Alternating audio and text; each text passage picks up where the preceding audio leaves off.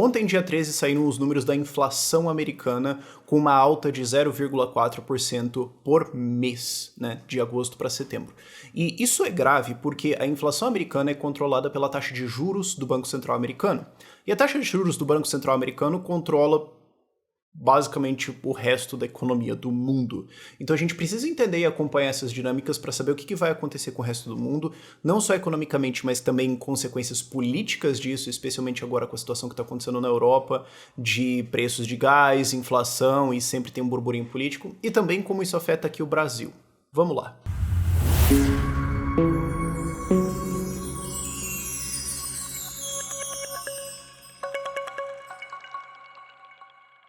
Então, antes de tudo, desculpa que eu não abordei tanto esses vídeos sobre economia, mas eleições acabaram dominando a pauta e o meu tempo, eu não tive tanto tempo para acompanhar isso. A última vez que eu falei mais significativamente disso aqui foi no começo de setembro, quando eu fiz um vídeo avisando que agora o Quantitative Tightening, que é o programa de retirada de liquidez do Banco Central americano, vai entrar em 100% de velocidade, retirar muito mais liquidez, e agora sim começam efeitos muito mais complexos na economia americana. Lembrando que a gente teve, por exemplo, um caso desses em 2018, quando teve o Quantitative Tightening lá, e isso reduziu a liquidez, isso reduziu a base do balanço do Banco Central americano em torno de 9% e causou aquele capote catastrófico do fim de 2018, que eu acho que a gente já quase esqueceu a essa altura, eu não sei. Mas, então, desculpa que eu não acompanho isso muito, mas só para vocês verem, quando coisas similares aconteceram, eis o que a gente precisa lembrar que aconteceu. Então deixa um like aí para ajudar o vídeo na divulgação do vídeo aí também, esses tipos de métricas importam, e vamos conversar do que rolou. Então ontem saiu o CPI, Consumer Price Index, que é o índice de inflação dos Estados Unidos, e no mês a mês indicou uma alta de 0,4%. E aliás, já é interessante você ver que tipo, enquanto o Brasil está tendo deflação, a gente teve 0,29 em setembro, eles entregaram 0,29 negativo, né? Deflação, eles tiveram inflação de 0,4. Então, para você ver como a gente tá assim, sabe, o Brasil tá ruim? Cara, tá, sempre, o Brasil é um país difícil. Agora, quando você olha essas coisas, ou por exemplo, a queda de desemprego no Brasil, você olha e fala, cara, tem coisas importantes acontecendo aqui. A questão é que as pessoas têm dificuldade de pensar no longo prazo, especialmente quando a gente tá falando de eleições. Mas tá, teve uma alta de 0,4% na inflação americana, e vamos ver o contexto. O contexto é que o Banco Central americano começou a subir a taxa de juros lá em janeiro, saindo de zero, com uma violência não muito vista recentemente. Voltou a ter altas de 0,75 pontos base, aliás, 75 pontos base, né, 0,75%, e isso não conseguiu realmente controlar a coisa muito. Eles conseguiram puxar a inflação de 9,1 para agora 8,2, o que, para a paulada de juros que foi dada, não está correspondendo. E é isso que começa a preocupar mercados, porque isso significa que vai ter mais aumentos de juros nos Estados Unidos. A taxa terminal esperada pelo mercado, porque existe um cálculo, uma estimativa de quanto que o mercado espera que vai ser no fim das contas a taxa de juros quando ela chegar no pico antes do Banco Central começar a cortar de novo. Essa é a taxa terminal. Quando saiu esses dados da inflação, as expectativas de taxa terminal subiram para 4,8%, sendo que agora está e a taxa de juros é sempre uma margem entre X e Y. Então agora está entre 3 e 3,25%.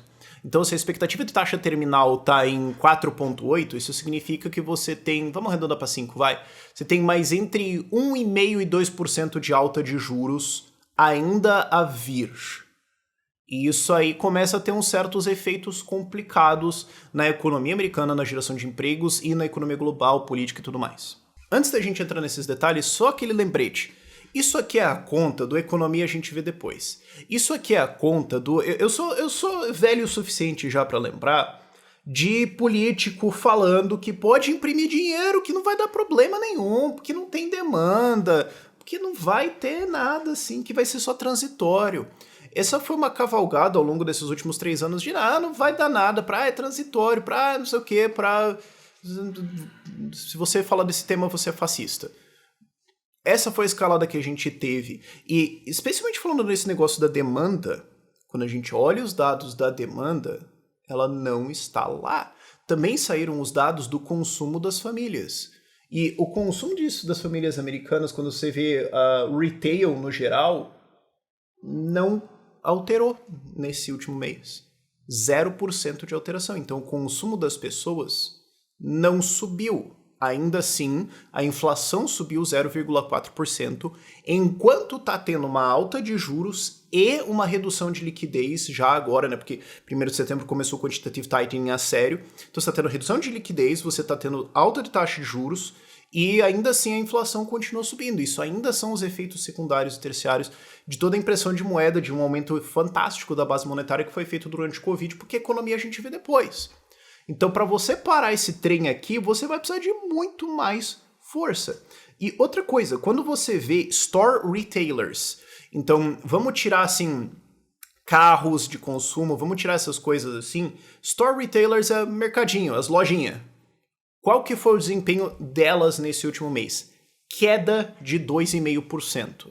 Notem, isso aqui é antes de correção de inflação. Então, o consumo geral foi 0%, nominal. Quando você corrige para a inflação, caiu 0,4%. O consumo de store retail, que é as lojinhas normal, aí, o consumo do dia a dia, caiu 2,5%, mais 0,4% da inflação. Então, 2,9%, praticamente 3%. Em um mês! Um mês isso aconteceu nos Estados Unidos. Lembrando que eles estão em recessão técnica. Outra coisa que o governo Biden faz um esforço gigantesco para dizer que não. Eles chegaram ao ponto de redefinir o que é uma recessão. Recessões sempre foram definidas como 2 trimestres de queda do PIB. É uma recessão técnica. Mas não, só porque a gente usou esse termo e só porque o número objetivamente caiu e existe um negativo na frente desse aqui, não quer dizer, os caras estão indo para transeconomia, tipo, ela não se identifica como uma economia em recessão. Essa é a situação que nós estamos e ainda tem taxa de juros para subir. Isso que é importante. Então entendam. Não é só sobre a inflação subiu 2 ou 4, é sobre o que vai vir após isso. Essa alta de juros de 0 para agora 3 já causou uma recessão técnica, já está causando problemas, e ainda pelo que se indica vai ter mais 1,5%, 2%, isso se a gente não tiver outros cenários aí acontecendo no mundo.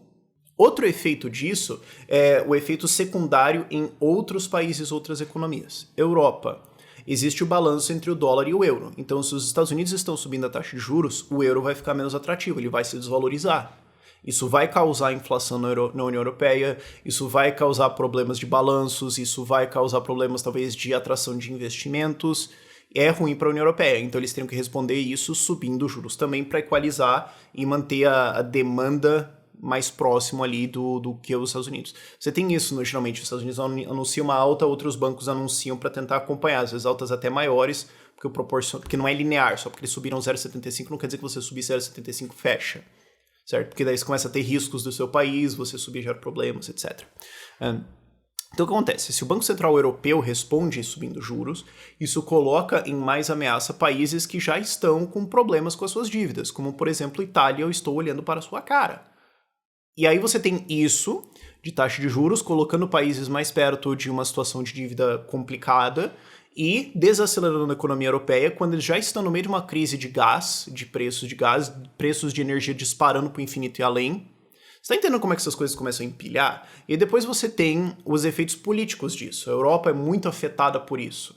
Não que os Estados Unidos não sejam. Daqui a pouco o Biden vai ter as midterms, é 2 de novembro que tem as eleições parlamentares do meio, né? Entre as duas presidenciais tem uma em que ele provavelmente vai tomar uma lavada, provavelmente não, quase certamente vai tomar uma lavada no Congresso. Isso vai ser impactado por esse resultado econômico, mas na Europa a preocupação é muito mais com partidos malucos. E aí eu não estou falando assim de extrema-direita. Bom, você tem os maluquinhos de direita. E vamos separar. Você tem a direita maluquinha e você tem a extrema-direita. A minha preocupação é que extrema-direita é a direita maluquinha, ok? E metade do que chamam de extrema-direita não é. Mas o ponto é, a gente não quer esses pessoal maluco entrando aí. Só que você também tem o risco do maluquinho de esquerda. Você tem o risco do Mélenchon lá na França, você tem o risco de partidos de extrema esquerda entrarem e fazerem maluquices, como aconteceu, por exemplo, na Grécia. Né? Que os caras elegeram, basicamente, o PSOL lá, explodiu o negócio ainda mais. Parabéns. Quando você tem essas perturbações econômicas mais graves, recessão, quebra de emprego e tudo mais, a chance das pessoas fazerem merda na urna e erguerem algum partido maluco de alguma extrema ou só ala psiquiátrica de algum lado é maior. E isso tem consequências graves. Então, de novo, inflação, alta de juros nos Estados Unidos, alta de juros na Europa, mais instabilidade econômica, mais risco dessas coisas. E especialmente ainda temos a guerra da Ucrânia comendo e ninguém sabe quando que esse trem vai acabar ou se isso pode escalar ou o que isso pode piorar. O que nos leva a Brasil? Não, calma, Japão. Tem uma outra coisa que a galera esquece, porque é um negócio um pouco complicado, mas é importante mencionar. O Japão tenta fazer um negócio chamado Yield Curve Control.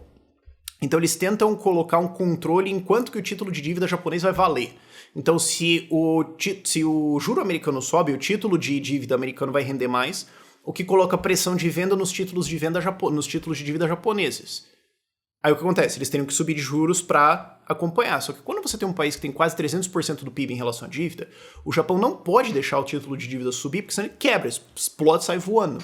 Então o que o Japão faz? Ele imprime moeda, ele cria ienes digitais lá para tentar comprar esses títulos, para tentar controlar o mercado e baixar o juro. Só que isso desvaloriza o ien japonês e passa a inflação para os japoneses, prejudica a economia, gera um monte de problemas. Então toda vez que o Banco Central intensifica isso, toda vez que ele aumenta a porrada em juros, isso aumenta a complicação para o Japão, enquanto que eles têm que imprimir, então, qual que é a porrada de desvalorização no ien.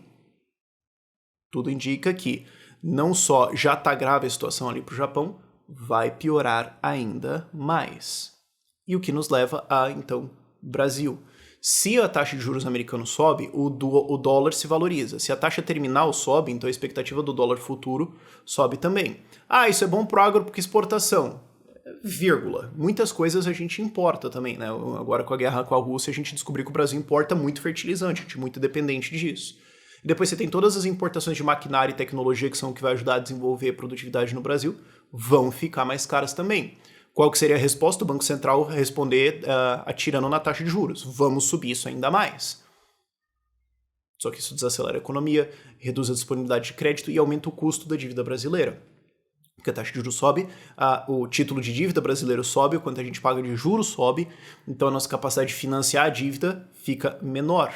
Então a gente precisa captar mais crédito do setor privado, que já não tem muito, para ajudar a pagar a dívida brasileira, sendo que a gente já está pagando aí meio tri de juros ano no Brasil só para sustentar a nossa dívida.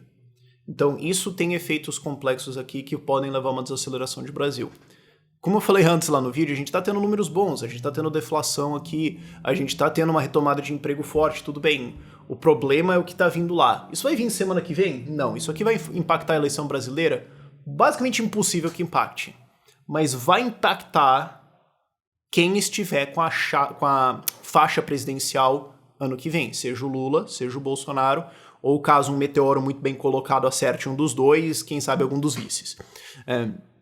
Isso vai impactar a recuperação da economia brasileira em 2023 e 2024. Se a gente já está numa posição fragilizada, o próximo presidente vai ter dificuldades significativas aí, sendo que nós já temos uma projeção de déficit de 65 bilhões de reais para ano que vem. Isso aí vai ser um outro vídeo também que eu vou falar sobre o Lula, o Meirelles estão falando disso e tudo mais. Mas o ponto é, cara, isso aqui tá complicado. Isso que começa a complicar também a capacidade, como eu falei, de vários países diferentes, a capacidade dos países de lidar com a sua própria dívida. E não tem uma Scora para eles, não. A Scora é uma empresa que patrocina aqui o Ideias Radicais que te ajuda a refinanciar o seu crédito.